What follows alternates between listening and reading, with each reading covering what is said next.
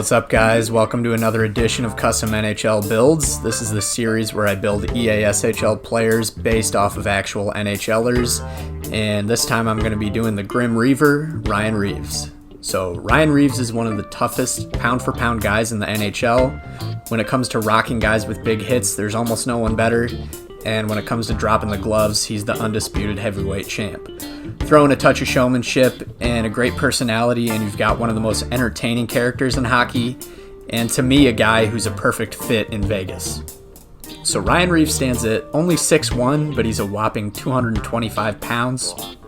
He was too small to build as an enforcer, but he's also obviously too offensively lacking to build as a power forward, so everyone knows Reaves is a career fourth liner. You know, he reached career highs last year in goals, assists, and points, with 9 goals, 11 assists, and 20 points, if that tells you anything about his offensive game.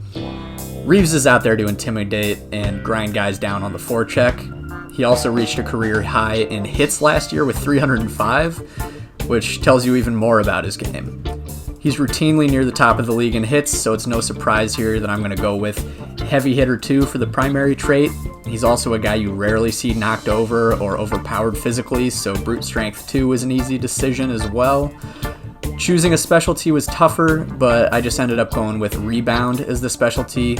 Reaves doesn't score a lot of goals, like I said, but when he does, it's usually a greasy one in front of the net, so that seemed fitting. When I went in to actually play with this build, the first thing I noticed is that he feels like 225 pounds. I mean, he feels very heavy, so in real life, Reaves is actually a pretty decent skater, which I think a lot of people don't realize. I always direct people to his hit on Tyson Barrie a couple years ago, where he was just flying around the ice and hunted down Tyson Barrie before leveling him. All his skating stats are pretty low, in the low 80s, which is fair, but he definitely feels like he's dragging an acre behind him. The hits are devastating. When you run into a lion in the jungle, this is what happens.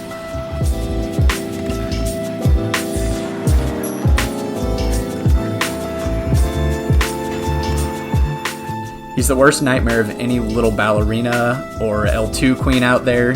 Even against bigger guys, he doesn't have to make too much contact to knock guys off the puck and lay huge hits. The great thing is you don't have to meet a guy head-on to knock him off balance. So he could be skating away from you, and even minimal contact is often enough to knock guys off the puck.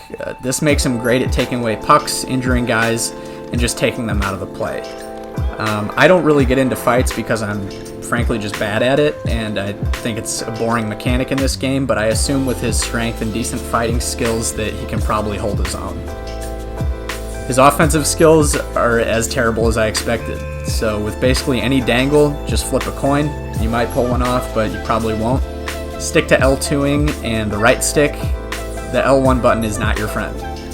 His shooting, I think, is the worst I've ever played with.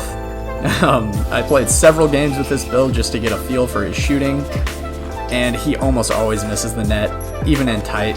When he gets a shot on net, it almost never gets past the goalie, so the majority of my goals with him were super greasy ones just right in front of the net. The good thing about this build's size and strength is that it translates also when you've got the puck. So he's super hard to knock off the puck, even harder to actually knock over. If you use that to your advantage, this build can actually be pretty decent at working out of the corner in the offensive zone, rolling off hits, and finding the open man. So if you can get defenders to commit to a hit and get impatient, they're going to regret it. I got to admit, it was fun making and playing with a build where I just threw everything into physicality and hitting, but overall, this isn't a build I can really see myself using. He's super one-dimensional, albeit probably more useful than the actual Ryan Reaves. He's too slow for threes and just too offensively lacking to contribute much in sixes. He's a decent playmaker, but aside from that and laying hits, he's really not good at anything else. So anyway, guys, that's my Ryan Reaves build. I hope you enjoyed this video, and I'll see you in the next one.